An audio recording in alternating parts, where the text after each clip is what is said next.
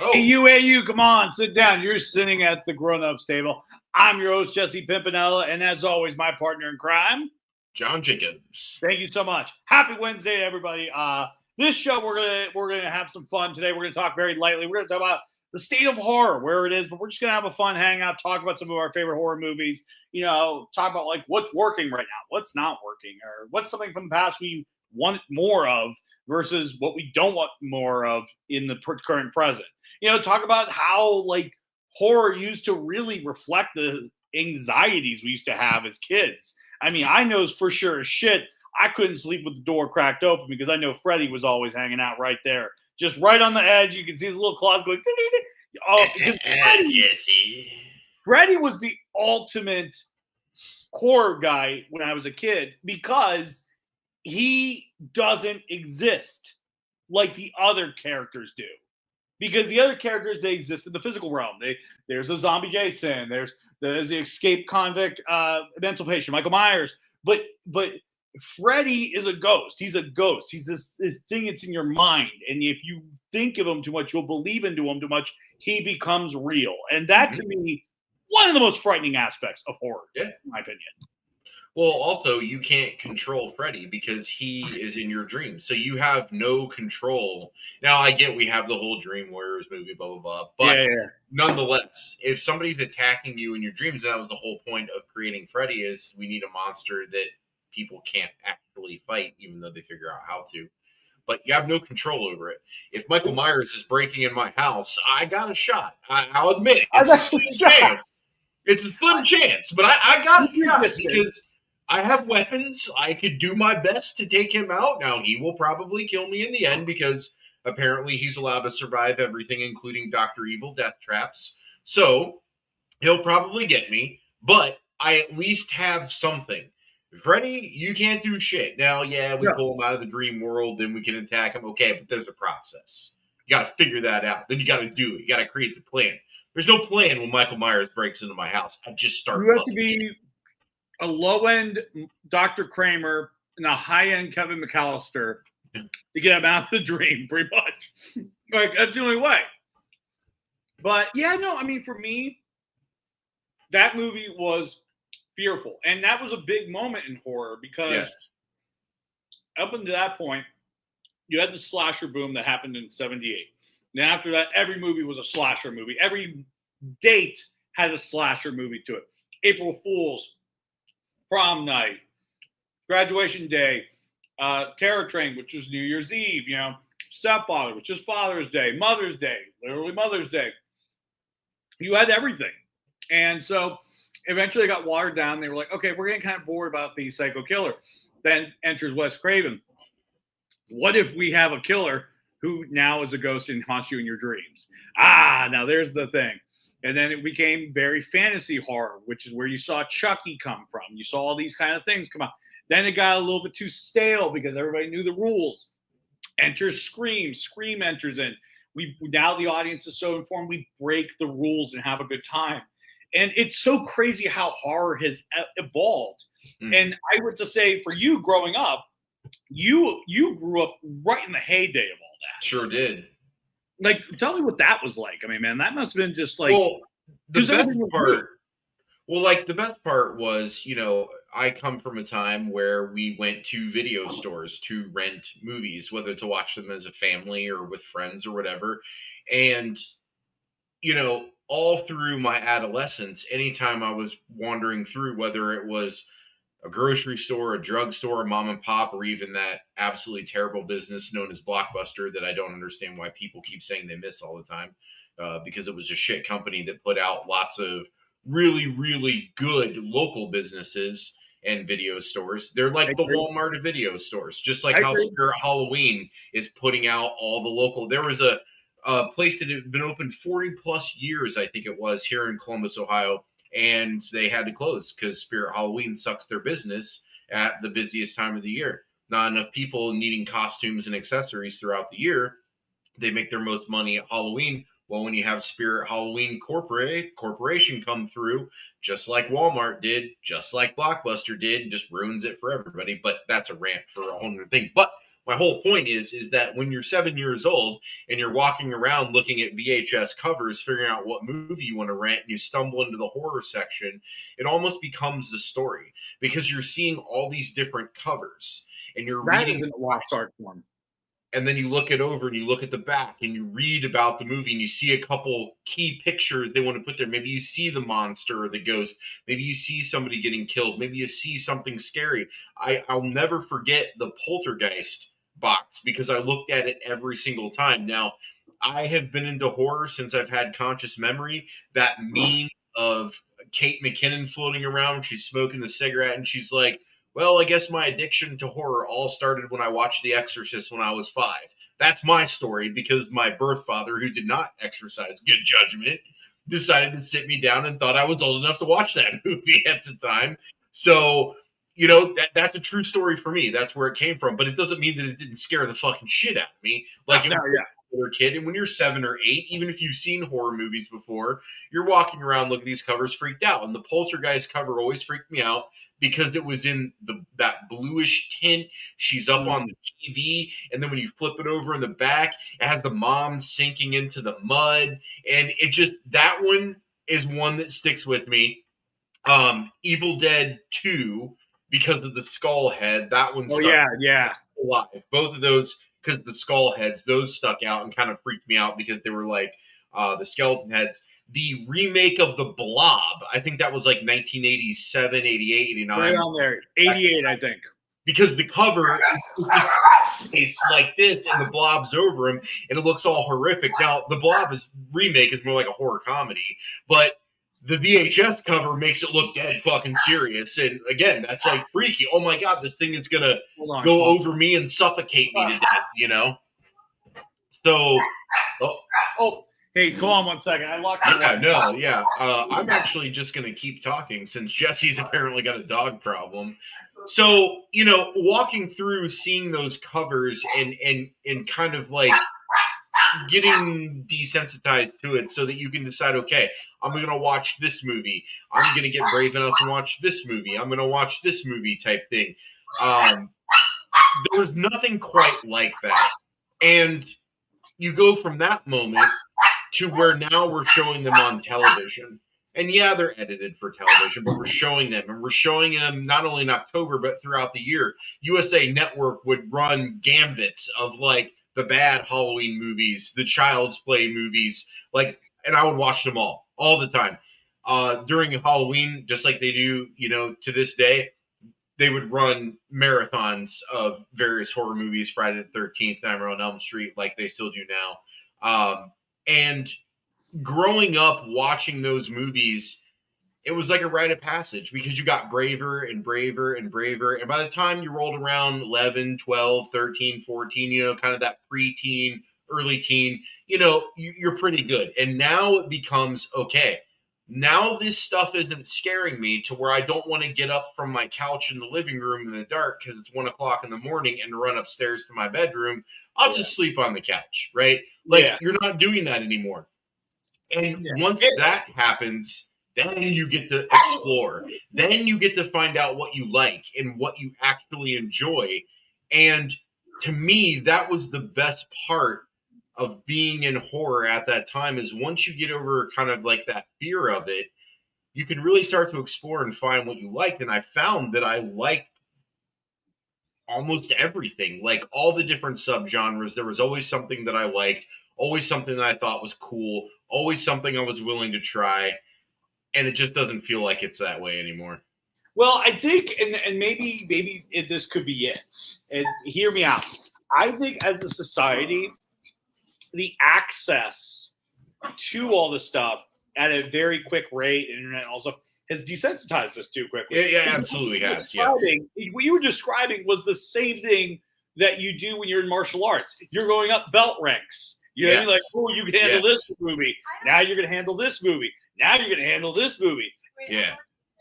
She's jumping in, my wife. But anyways. I can't hear what she's saying.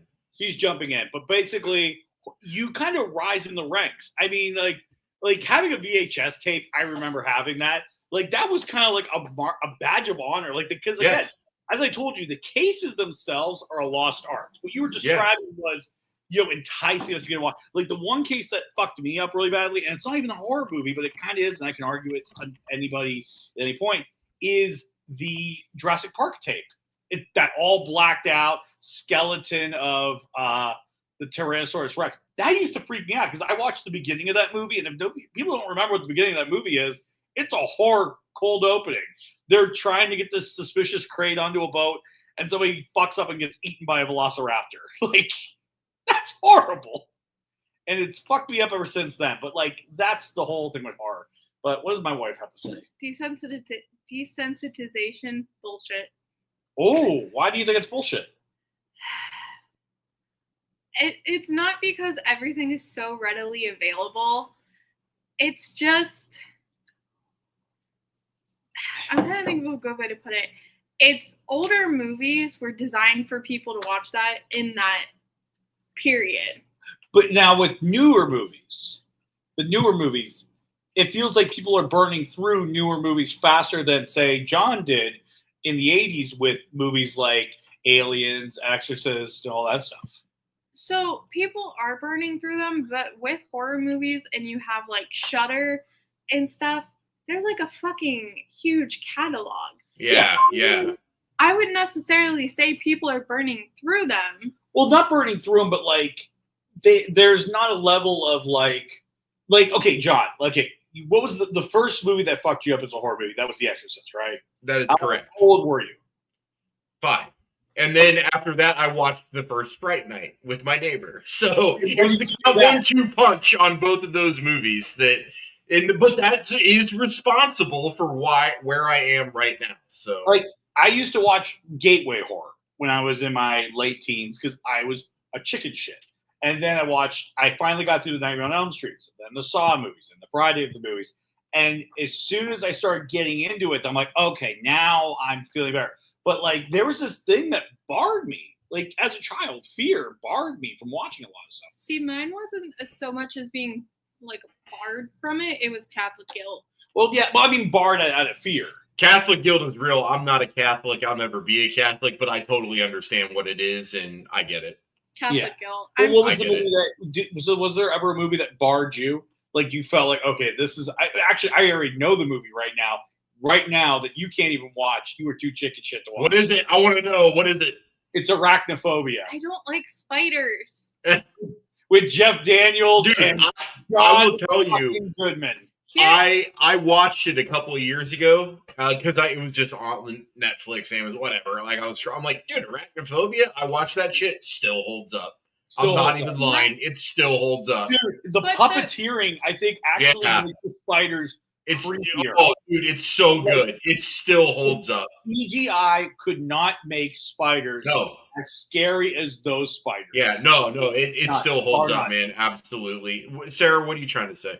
What I'm trying to say is the reason why I haven't watched Arachnophobia is my night meds are very heavy duty, and they cause me to latch. True. This is so true. They cause me to latch on to weird things, and I have some fucking weird dreams. Okay, real quick. This is true. Have you've seen Long Legs, right? Are you talking to me? Yes. Yeah. I have not. Okay, well, you know Nicolas Cage is in there, right? I know nothing about this movie. I didn't even know Nicolas Cage was in it, but go on. He scared the shit out of her so badly. Like, she was having nightmares. The one night she scared the piss out of me. In the middle of I was like in a deep sleep. She wakes up in the middle of the day and goes, Nicolas Cage! And I fucking... Whoa, was she having a nightmare about Nicolas Cage? Like, oh my God, he was in that Superman movie. Oh, shit. Okay, but the reason why... You have to see what he looks like. Okay, look up what he looks like, but the reason... Hold on, I'll go. Well, I had the cover of The Blob to show, but let's actually look this up. Okay, while we're looking it up, the reason why I've latched on to Long Legs is we saw the 9 o'clock showing, and I had to take my night meds because I had to work the next day. So I was full on drugged by the time he came on screen, and my brain latched onto it. Is he playing a woman? No, he just looks fucked up. I'm pulling up an image. I'm looking at it right now. Yeah, but I want everybody to see this. This is like fucking scary. I mean, I'm already interested in this film. So, hey, John, you want to know what's something you can't unsee? Yeah. Okay, He looks exactly like Marjorie Taylor Greene. Tell me that. Shit, dude. Oh, especially this picture right here. Yeah. Dude, I have not shown pictures on this show in so long that I am like just not doing well. Oh, this picture too. Yeah. Like, I'm doing so bad right now. Like I know that I'm better at this. Oh my god. I'm able to do it right now. It's so embarrassing. But Jesse, you should just be clicking the present and you choose your screen and then it should show what that screen is. Yeah. Oh, it's loading. There you go. Yeah. Oh my god, dude. MTG right there. That's hilarious. Marjorie Taylor Greene. That is so funny. Yeah, so I'm interested in this. I will get this movie watched. I'm already sold just on the pictures alone. It's good. Now, I'll definitely watch it. Now, as for the Blob movie, I have a question. I want to see if this is the case I found because I'm looking for that case. Is it the one where it looks like somebody's in it and you only can see like? Okay, I found it. Is it somebody coming out of it or just like a silhouette? It's over top of them. There's only 2 covers to that movie, and clearly the one I'm describing is. You should no, there's not. There's multiple covers. There is multiple covers. You got to search for the 1988 Blob. That's the cover. What? You act like I'm not finding it. You guys fight like an old married couple. Look at this. Look at this. I told you. So imagine you're like 7 years old. Yeah. And you're just like Farmore. Yeah, Farmore, for those of you who know. I love Farmore. And dude, you're looking through the movies and you're like, holy shit, what is this? Like, yeah, it's going to freak you out. But the whole thing is misleading because I feel like it's a horror comedy. But the cover is like very traumatizing. I didn't want the Blob to suffocate me like that when I was 7 years old. Yeah.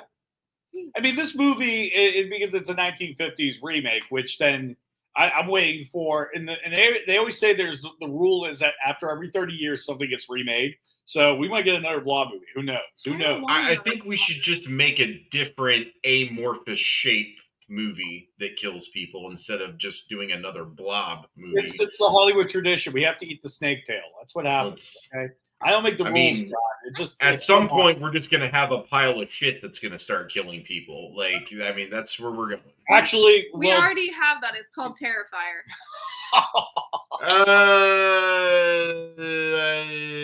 I don't totally agree with that. I don't worship those films the way other people do, but I think they're definitely better than your positioning. You were well, like I said, we all have our different tastes. Like, you don't Terrifier is straight trash. The first one? All of them. Okay. I would watch any of those movies on command before I watch the piece of shit 28 years later movie again. I can assure you got to the very end yet, which is so funny. You know what? I agree with him though. I did not like 28 years. But you know what the funny part is? It's like people made the movie who never saw the other ones before. I'm like, what is this? I think it's hilarious that you have not seen the very ending of 28 years later. No, I literally just checked. I have 31 minutes left of the movie. No, I literally told him, I think literally that last 2 minutes, I'm talking about the last 2 minutes, I'm pretty sure he'll put a hole through the TV. Yeah, you're not going to like I'm going to say, okay, here we go. Ready? Spoilers. I just got to the birth. That's where I'm at. No! It's like, what the fuck? I'm like, that's not going to bother you. Stop for a second. I was like, is this really happening in this movie? And it did. And I couldn't believe it. I honestly could not believe I was watching this film. I was wow. It's because they saw what the remake of Dawn of the Dead, and they were like, yeah, let's throw in zombie birth. Yeah, but the remake of Dawn of the Dead was good because it took enough of the original and then modernized the rest and didn't fuck with the shit that everybody liked, and it turned out to be good. I'm not justifying that the movie is good. It's shit. Your husband thinks it's a good movie. I like it. You know what? He really doesn't have that much of taste. I know he doesn't. No, John. This is what I need you to do. I like it. Okay. I need you to watch The Conjuring: Last Rites, and I need you to agree with me that it is a shit movie, because this guy over here was like, oh my god, it was so great. It was not that bad. You guys act like You guys act like it was ass. It wasn't It that was ass. ass. I can't believe someone gave them money to make another movie after the third one. Okay, the third one gets better each time you watch it. I don't think it does because I've seen it twice and I hate it even more. No, what I'm saying I don't know, is, Tim. I don't think it does. I don't think it does. what I'm saying is, Conjuring Last Rites is significantly worse than The Devil Made Me Do It. Honestly, if I had to choose, and this is saying something, if I had to choose watching The Conjuring Last Rites again or Terrifier, I would choose Terrifier. That is how bad that movie is. And I am a diehard Conjuring fan. I believe that you would choose that over. I'm that. sorry, you want to know what's not scary? A fucking mirror spinning with like demonic people in it. Listen, This isn't Oculus. I know. It's not Oculus. You're Which telling goes me back to John's point. Stop cutting me off. I know. Let her finish because she's actually making the point. We've been ranting for 20 minutes. She's going to make the point that's actually then going to allow us to lead into the discussion we want to have. I can tell where she's going. So, Sarah, ignore your rude-ass husband who has the worst taste in movies ever, and please continue your thought. All I'm saying is, The Conjuring Last Rites. You expect me to believe that the power of family love defeats a demonic mirror that just spins. Nice. That just spins. Yeah. Nice. And I don't even have to watch the movie now. I'm good. You gave me enough of the plot. Do you want to know how fucking stupid it was? They at one It sounds point pretty stupid already. At one point, they have, I think it's like Lorraine, and then Judy is like another character, but whatever the fuck. Who the But hell is Judy? Which is hilarious. He said that. That is so funny. He said that. But Judy is the Warren's child that they constantly neglect. Oh, that kid. Okay. Okay. All throughout the series. But Okay. anyways, They are really bad parents. They are. Yeah. Like, they just are. so bad. They left her alone on Christmas to go find a ghost in London. And they left her on her birthday. And her birthday, You yeah. left her on her birthday. They're pieces of shit. They are. Yeah. Anyways, the peak scary moment of this movie was Lorraine looking in the mirror and seeing a demonic version of her, Ed, and her kid. And then the mirror full on just like levitated a little bit and then just spun. Like the magic mirror in Snow White? It wasn't as cool. Yeah, pretty much. I would say if you want a movie about a haunted mirror, watch Oculus. But Good movie. Oculus wasn't bad. I like that. But even that movie's like 15 years old now, 10 years old, right? Yep, just about. oh, it's that old? Yeah, you got It's at least 10 years old. That was like a mid 2010s. I feel old. But My wife and I watched that. I didn't mind it. it's a good one. I like Flanagan. But it seems like Sarah was kind of getting us into the discussion that you want to get into. 2013, yeah. So 12 years old. So look at that. So 12 years ago, we were still getting good horror films. I personally want to say that this whole year of horror movies has sucked ass. I mean, it kind of did last year when they ruined Halloween, and it just never really recovered from there. Halloween was 2 years ago. Oh, geez. Did I lose a year? Nope. It Was it 3? 3 years ago. Did I lose 2 years? You Yeah, did. it's 3 years ago. That's See it. what this shit does to me? Yeah, It was 22, man. 3 It years ago. was 2022. How Damn. the hell? 3 fucking years. Dude, I feel like that was last year. Because it was that bad. Yeah. It's Oh another. my god. Like, there's times I try to think back on the movie, and I go, "Is it bad?" No, I'm like, it's "No, it's bad." But I would. but it seems like, Jeez. What's the topic? well, today? well, John's about to introduce it. Okay. Yeah. Sorry, Joe. So we actually built up a lot to just what I wanted to kind of steer the conversation towards, because we're talking a lot about experiences as kids with horror, whether it was me in the 80s, 90s, whether it was you guys 90s, 2000, or even Gen Z or Alpha kids who are going to start getting to. I mean, my kid was born in 2011. She turns 14 next week. So the horror movies that she watches are the good ones that my wife and I recommend to her.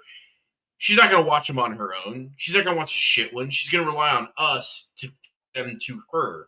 And that's why she's a big Scream fan. She absolutely loves Scream, but she doesn't see the difference between the old movies and the new movies. To her, it's all seamless, even though there's like 30 years of filmmaking there. And it absolutely blows my mind that somebody could watch the original Scream and then watch Scream 6 and be like, yeah, these new movies have got it going on. I don't. That's fair. I don't. Like, Scream 4, the whole plot is around a 17-year-old girl who's not getting enough attention from her family. So she decided to become a copycat killer. Then we have the plot of Scream 5, where we get guy from The Boys. Oh, I'm just going to copy the Scream 2 plot. I'm into movies. I'm crazy. I'm going to be the killer and kill people. And then in Scream 6, the dumbest decision in the entire franchise, and that includes making Maureen Prescott a Hollywood dropout slut, we are going to have an entire family of boys guy all go crazy together on the same level of crazy. So think about how crazy you have to be to not only murder people for fun, for vengeance, revenge, to make a point, whatever, then to dress up as something, and then to create these elaborate situations you're going to put them in. Like, the level of actual crazy that somebody would have to be to do that, and then you wanted me to believe that the dad did that, and then the sister was like, yeah, that makes sense, I'm that crazy too. And then the other sibling like, I'm even more crazy than both of you. Like, who is writing this shit? Like, that, and look, I'm not saying that, you know, Nightmare on Elm Street Part 2 is Citizen Kane, okay? I get that everybody hates that movie. I like it for the reasons that everybody hates it, right? So I'm not saying that old horror is like some Oscar-worthy shit. It's just as bad as the horror that's here now. But I think the fundamental difference is that we got away from what people liked about those, and we started making these movies for people now. And the problem is I think the people now approach entertainment differently than the people back then. Back then, it was 5 channels. You were lucky if you had cable, and then you had like 30 channels, and that was it, right? Now, kids don't even watch TV. They don't watch shows. They are just on the internet. They're watching doom scrolling videos, or they're watching YouTube personalities, because content creation is what drives them. And so you put a kid in front of a movie, and they're like, I put my kid in front of Superman, and she was like, it was all right. I'm just like, go. Get out of my sight. Like, what are you talking about? So, you know, I think the fundamental problem is that we're all aging. So it's like that episode of South Park, right? Where Stan starts to see everything as shit. But it's more than that. We're aging, but with age, our tastes change. But we also have expectations. And when we have expectations on something that's familiar, like a film or a franchise even, and a new one comes along and you get really excited about it and you watch it and you're just like this 28 years later, because the first 2 are masterpieces, you start watching it and you're just like, who the fuck made this? Like, you can't, how do you get so far removed from these things to put this shit out? Like, I was talking with Jesse earlier about the Halo TV show. That should have been a slam dunk, because the lore was there. They already had their shit together. The costuming was there. They had it all. It was handed to them on a silver platter. You don't have to write anything. Just take this and put it over here. And what did they do? Nah, we want to put our own spin on it. Yeah, that did really great for that canceled show after 2 seasons. So it's just like, we keep making these mistakes and we don't see different results. I don't think it's necessarily mistakes, because here's what... I'm using that word loosely, Sarah. I'm using that as the MacGuffin word, because I couldn't think of a fancy word to say. What I kind of blame for the shitty horror movies that have been pumped out, it seems like the last 2 years it's been really bad. It's been really bad, yes. Do you think that we're chasing critics now? No, I don't even think it's that. I don't think they care about critics, to be honest. They don't care about critics, but you have companies like Blumhouse, like it or not, they're pumping out the majority of the horror films. They're not making the movies to be good. Yes. They keep the budget so low. They make money. they make money either way, so they don't care if the quality is shit. Right. So you have Blumhouse doing that with the rated R horror movies. Yeah. Then they also started doing the gateway horror with Megan, Five Nights at Freddy, and that's when they're trying to cater to essentially having those movies be broken down into little clips to be on social media. I mean, look at That's Megan. exactly what they did with Megan. That is the only reason Megan had anything for the first movie, because the film was fucking ass. It was ass from beginning so to was Five Nights at Freddy. I see. The problem with Megan was I couldn't believe that they were going to make a smart robot movie where the scientists are smart, but then not know the classic 3 robot rules. Look, just that because you prevents the whole invented it plot. doesn't mean you're smart. That was the dumbest smart scientist that I have seen on camera in quite some time. That was James Wan's attempt at being relevant. That is what I classify that. But he's made amazing films. And so it's just like, I get that you have an audience that you're going for, right? We can agree with that. Totally understand that. And I get that you want to cater to them, because if you look back at old horror, it's the same thing. They're going after the teenagers, the high school kids, the early 20s, because they know that's the audience that wants to watch it. Fine, I get that. But that doesn't mean that you need to take all of these elements that people look forward to and what is horror to them and just throw it out the window because you want to do something else. If you want to do something else, by all means, do something else. I'm all about innovation, but don't fuck up something that already exists because you want to do something else. I think it's the Rocky 3 rule here, where Rocky 3 is not bad. No. That's not what I mean. I love Rocky 3. What I meant was Rocky got domesticated. He lost his Eye of the Tiger. He's like James Wan. The James Wan we are talking about, the one that like made. But I know there's the theory we talked about with Lee Wannell maybe being more the driving force. And I agree with that. James Wan is the actual horrible person, and Lee Wannell was doing more of the work. Which if you watch his later work, you could. Well, if you watch Lee Wannell's later work, a lot of it is about loss of agency, which is what the Saw movies were about, which is what all the movie Insidious was about, loss of agency. The Invisible Woman, the Invisible Man, loss of agency. Upgrade, Upgrade, loss of agency. The werewolf movie he just did, loss of agency. He is. I don't know if he knows he's doing that, but every movie he has made, it's kind of like how David Cronenberg was obsessed with the idea of body horror and losing control of his body, because David Cronenberg, his hang up, which is what made him such a good horror director, is that I can't remember which relative it was. He was taking care of a relative that was dying, and he just watched that person's body waste away, give up, and all stuff. And that scarred him and fucked him up so badly that he made a whole entire genre of horror dedicated to our bodies turning against ourselves. I actually have another theory. What's your theory? I think white men should not make horror movies anymore because their egos are too inflated and they tank.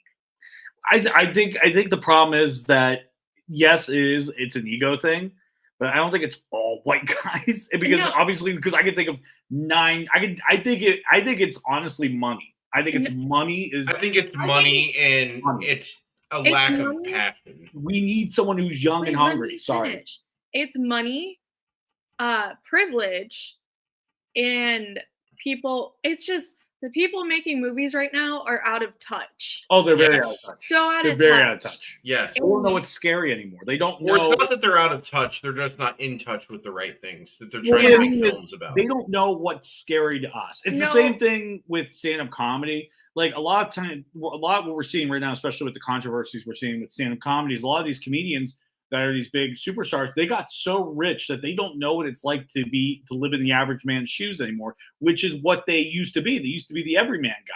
Now Jesse, by the way, I'm very proud of you for turning down the invitation to go. Thank you. I did. It was really hard. It was. I wanted to go with you as your handler, but I'm proud of you for turning that down. There was 9 to 11 reasons why I turned it down. I don't know how many reasons exactly, but it was right around. Thank you. I did that. You did what Bill Burr couldn't do. I did. Yes, I did my best. Also, I'm going to bring up something because I'm getting political because I don't give a fuck anymore. Come on, Sarah. Let's keep it relevant. No. It is relevant. Right now, well, at least speaking for myself, the majority of the movies that I've liked have been horror films. Trump is putting a tariff on foreign movies. Yeah, I am concerned about that, especially if we're shooting films in other countries and stuff. So, I don't want to launch into that discussion, but yeah, I think that will soon become another contributing factor in exactly what we're talking about now. So I think that actually is relevant to bring up because that's something in the very, very near future that could be impacting exactly what we're talking about. Yeah. Because, like I said, I truly believe money and privilege, and when I mean privilege, I mean the privilege to not have to prove yourself, the privilege to not to be young, scrappy, and trying to get what's yours out in the world. You almost did. I know. I always did Hamilton. Fuck me. We watched that play a while ago. But no, my point is let me give you an example. Okay. I think sometimes James Wan and Lee Wannell, they were two poor kids from New Zealand that came to America and made a movie that was zero budget. The scene from 28 Days Later where Jim is walking and it's that vacant oh dude, that's one of the best scenes in all of cinema. Here's the funny thing about that scene. That scene was done on a shitty digital camera because back then cameras were so heavy, so they couldn't, and they only had an 8-minute window to shoot on that street. So they had to use something lightweight. But that's the thing. It transcended because these guys were so hungry for the good shots and the creativity and the scares and that they reinvented horror. Wes Craven did it twice. He reinvented horror twice. When the slasher movie franchise, when slasher movies were going out of style, he gave us Freddy. And then all of a sudden now slashers could be supernatural. That was unheard of. And then in the 90s, slashers are going back down again. We're bored. Scream. This guy, it's all about the reinvention. And that's the thing. You can reinvent the wheel and make it stronger. It's been done numerous times in horror movies. Yes. But it's been done by people who in my opinion have their pulse on the zeitgeist of what scares people, what truly horrifies people. Like when you watch Get Out, okay, Jordan Peele, that is a fear he has. That is a actual fear that he's exploring in that movie. And that's why it was such a good movie, because he's exploring an actual fear. I think nobody's doing that anymore. No one's actually I will say exercising that. I will say a lot of indie films are exploring what horror is. It's because they have that limited budget. They're bringing it back because all the movies that I'm talking about big budgets. I agree with you. But I'm thinking all the movies I've liked within the past year have either been indie or foreign. Yeah. The one Blumhouse sucks. A24 has been okay. They're falling. Neon's been consistent for the past year ish. I give them another 2 years before they start slipping. Yeah, they're gonna fuck up. But I don't know. I feel like just in general, everything is so out of touch, and that's why it's not scary. But also, movies now are being overhyped so much, which is why I don't like watching trailers anymore. Yeah, it's not even trailers. Agree. You go on TikTok, people are talking about. I ignore that. Movie. I ignore that too. See, that's all over. Well, they're paid to say that most of the time. Yeah, they're paid to say that. They're paid to say that. It's kind of like when Stephen King says, "This is the scariest thing I've ever seen in my life," and it's not scary at all. He's a head, okay. I think also we're using the word scary, and not all horror is scary. Some horror is suspenseful, some horror is violent, some horror is scary, some horror is mystery. So that's the part of horror too, is that it actually covers so much. But it can be haunting. We keep trying to quantify it in these crazy ways that are not working. And, it's not about making movies the same way they made them 40 years ago. What it's about is taking why this was successful, understanding why this is successful, understanding why people are watching this same movie 41 years later, and we're still saying this movie kicks ass, right? Yeah. That is what we need to be taking when we're making these new films, but we're not doing that. To We're not. Sarah's point, we're doing Blumhouse shit. Let's just crank out streaming movies and not give a shit about the quality. Let's just put them out there. Make money. And I'm all about making money. I'm a capitalist. Let's make money. But if you're putting out art and you're going to make money on art, let's not whore out the art for money. Let's try to understand that people like this art for many reasons, and let's tap into that. Why did somebody like Nightmare on Elm Street so much to where 41 years later they're still watching it saying it's the best? Let's find that out and then take that information and make the new Nightmare on Elm Street movie with. But we can't do that for some reason. We're so worried about putting our spin on it. Let's change this. Let's do this. And it fucks it every time. What I think is going to change, just noticing a pattern. So right after Roe v. Wade was overturned, we had that wave of female rage movies. Now with Trump, and we're already starting to see it, we're going to have a wave of just this good horror where old people are the villains. Probably. We've already seen a few movies. We've had a few, and they've been really good and very cathartic. And they weren't even I wouldn't say they're scary, but they were just genuinely good movies. Because horror movies can be cathartic in that manner. I mean, again, I'm going back to when I was talking about with Scream in the 90s with Meta, then we did the slasher teens and all stuff. Horror started dying out again. And then when 9/11 happened, horror changed. It turned into it didn't become this monster. And people became the monster. Hostile, Saw. What's the worst thing that a human being can do to another human being? And that's when we got the torture porn. That's when we got all these crazy horror movies that were about the cruelty of men. Yeah. Horror movies are always been political. They will always reflect the anxieties of society in those very moments. If you want to know what is going to be scary in movies, open up your newspaper. Chances are it's going to be found right there. Yeah, good point. And I think that's why horror movies have sucked the past 2 years, because as a society, we got complacent. We got very complacent. And I think now that everything's fucked up again, we're going to have good horror again. I'm not saying I like everything that's fucked up right now. I am grateful, though, to have that cathartic. Why are you laughing? No, I'm just thinking about all the movies. It is really funny to see, because you and I, me and her go to the movie theaters almost every week and see the newest horror movie. And I think when you do that, you literally can draw a line. Oh, yeah. I'm just laughing because I'm like, Jesus Christ, there is that line. Keep going what you're saying. I'm just laughing because I'm agreeing. No, I'm just saying personally, it's very cathartic to see the old white people go down. I fucking love when those fuckers get killed.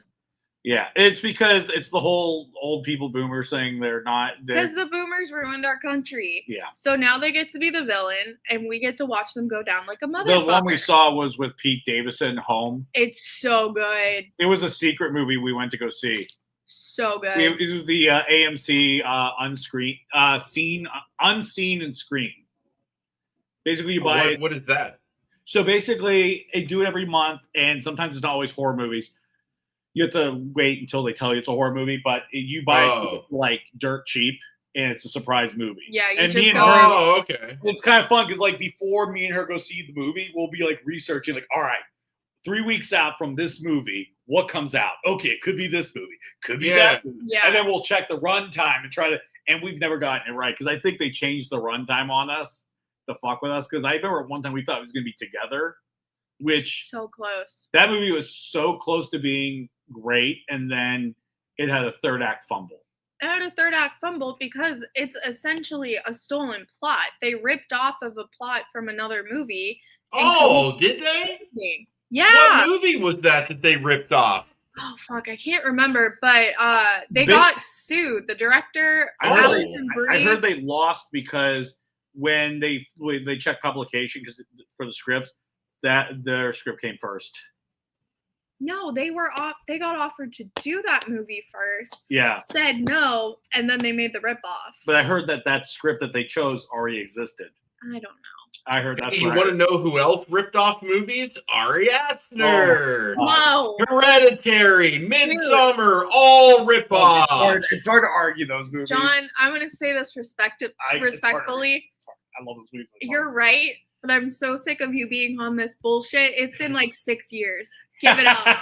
Sarah, whatever the Beau's Afraid, huh? What'd you think of that one? It has been since I saw Hereditary in the theater, and it's not going to end until I'm buried in the ground.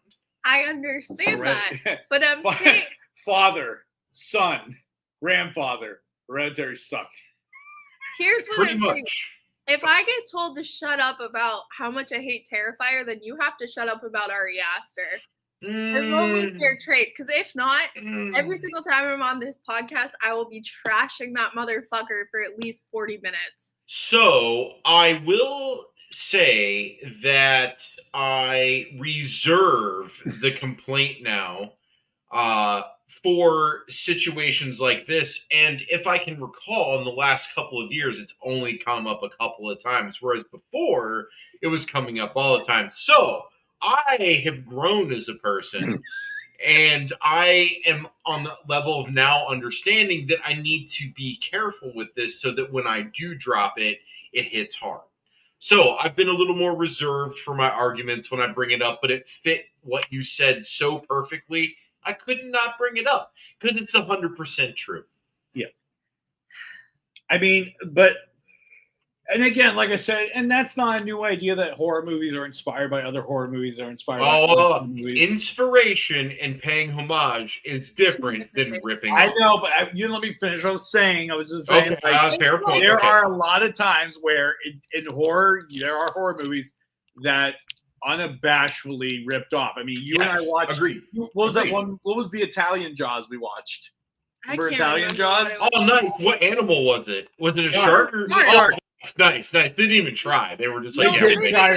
The best part was they didn't even try to do anything with the shark. They used stock film of sharks, but it was a different type of shark every time. Cool. Yeah. He's turned into a hammerhead halfway. Yeah. Is that a goblin shark? There was one. It was a jaguar shark, and it was like this big. They discolored it so that we were laughing hysterically. It was bad. No, this movie got sued. It was not allowed to play in America after. Hey, you know what? I'll bet you it's better than 28 years later.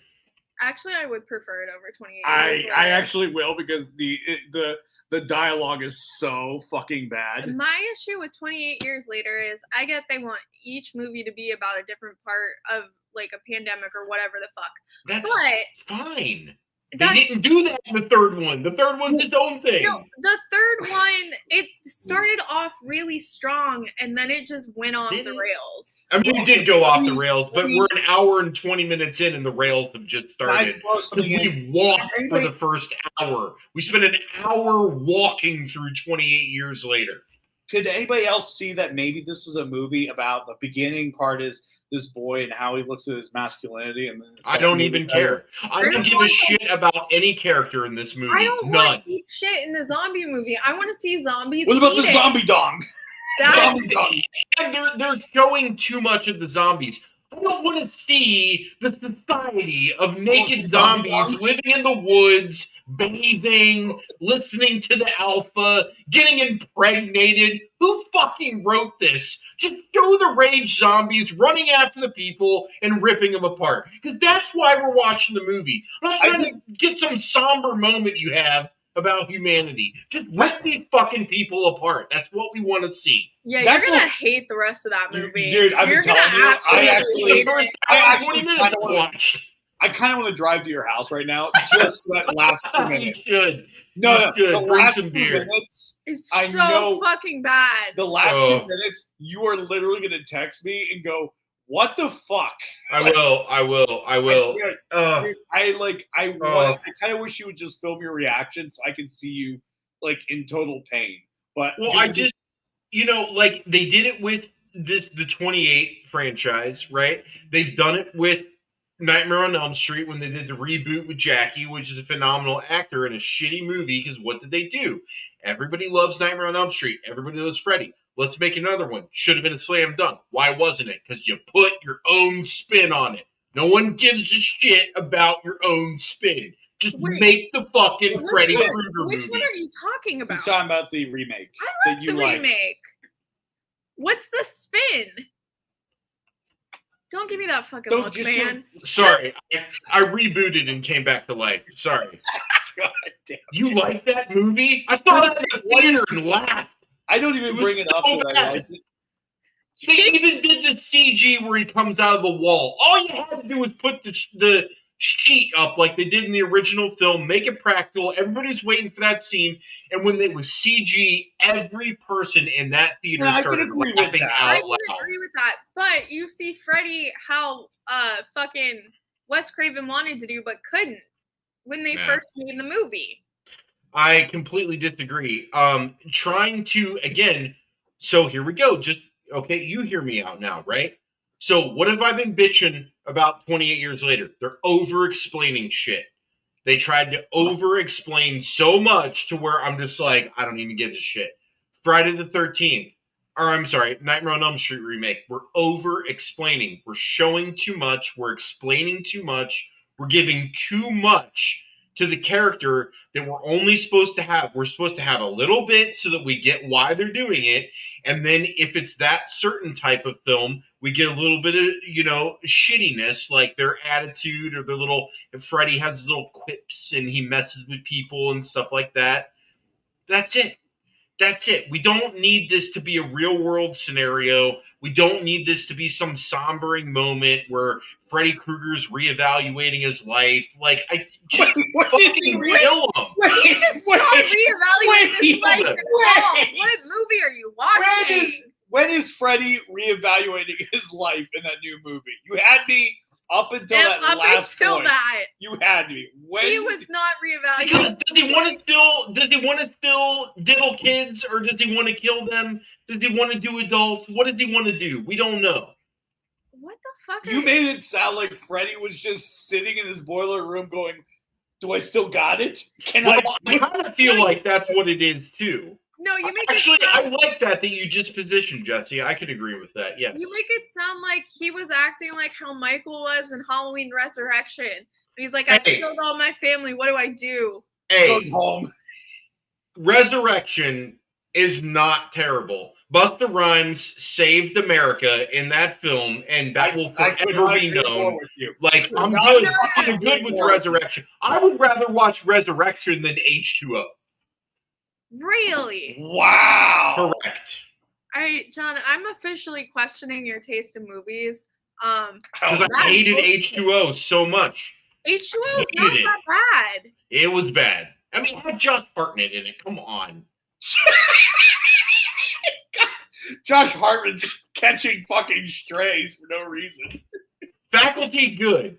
Everything else, including Pearl Harbor, Josh, what are you doing? He's back. He's back. And, we accepted I don't know. That trap movie didn't help him.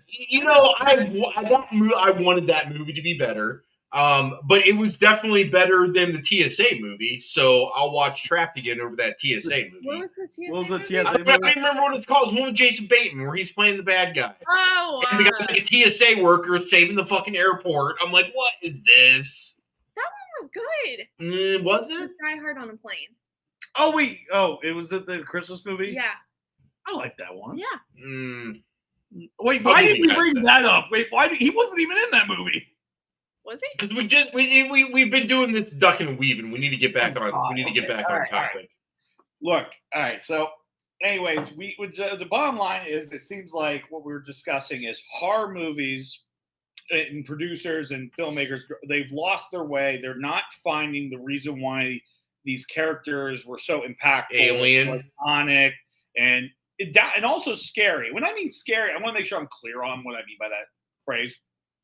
Scary can mean multiple things. It could be A, you're scaring me as the movie's going on.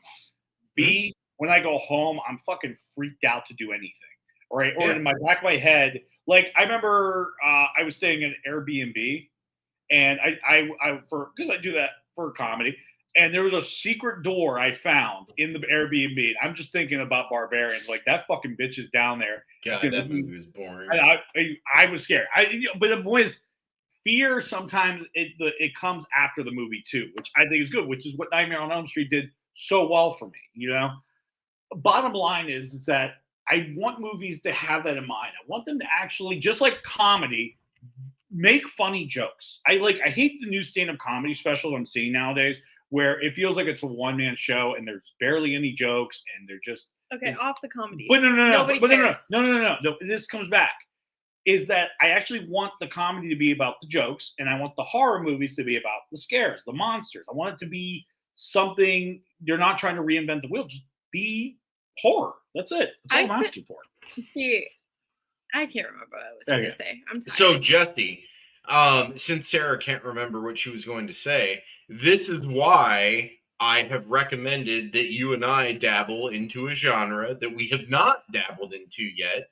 And that genre is cosmic horror, because I feel like there might be some real horror in those films, especially from some of the stuff I've been checking out.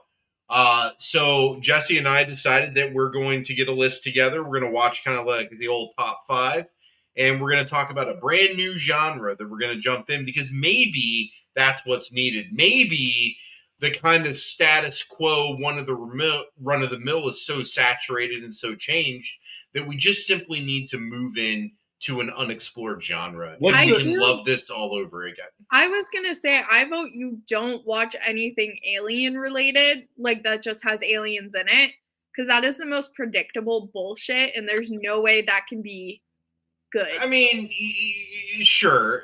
I mean, look, I still am not watching Alien Afterlife. I've seen enough of it. I hate hybrid shit. I'm not watching it. I say that, but then I'll probably end up watching it. But if they come out with another movie, even though I have sworn Romulus off as one of the shittiest movies I think I've seen in conscious memory, I would totally watch another Alien movie that came out, because it is one of my favorite franchises.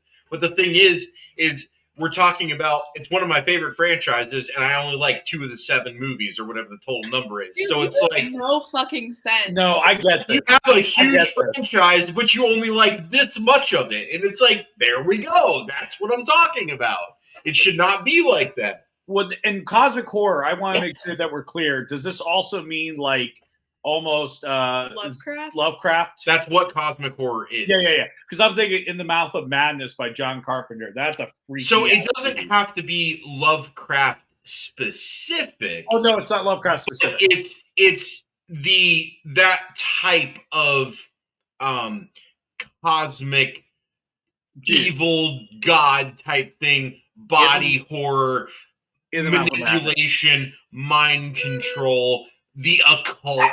It's like all of those things, right? And no matter what we watch, you better believe that there will be a Cthulhu-centric film on our top 5 list that we will be watching, so that we can have a nice long discussion about my favorite cosmic horror god, Mr. Cthulhu. You like Cthulhu? Cthulhu's number 1. Yep. Well, like I said, my suggestion and we'll come up with our list. In the Mouth of Madness is one of the weird. It's a Sam Neill movie. The guy who was in Jurassic Park. It's one of his movies that is weirdest. Like, it is just like, I don't want to give it away. Dude, he's got crosses all over his face. Dude, that movie's weird. It's good. It's weird. I mean, Sam Neill does weird movies. So John Carpenter has made what is called the Apocalypse Trilogy. And they're not related. They're just 3 movies dealing with that. The first movie of the Apocalypse Trilogy is The Thing. The second one is Prince of Darkness. And then the third one's In the Mouth of Madness. Okay. Now, In the Mouth of Madness, I would say that falls more in line with what we want to do for cosmic horror for next week. So, we'll talk about that next week and everything, and I'm really excited about that. Well, remember, cosmic horror episode is not next week. Cosmic horror episode is the 20... Sorry, I'm getting my calendar pulled up. 29th, yes. Yep. Next week is Scream for us. Game on, bitches. Yeah, me and her. Sorry we can't be doing it next week. We're going to go see Scream in theaters. She's been wanting to see the Scream in theaters for years, so I promised her. Like, is it a re-release of the original film? Yes. It's at AMC. Okay. Yeah. So we're gonna go check that out and everything. That's So, next Wednesday. yeah. All right. Yeah. But anyways, that's all the time we have. Thank you guys so much for tuning in. I want to thank my wife, Spooky, for joining us. Yay! It was a very good time. surprise seeing Sarah today. Always great to see her. Always great. I want to thank everybody who watched. Thank you so much. Thank you for your support. John, always good talking with you. Tune in not next week, but the week after, October 29th. Keep an eye on our page and we'll put everything out there. Until next time, I'm Jesse. And I'm John. You've been sitting at the grown-ups table. Thank you guys so much and have a good night.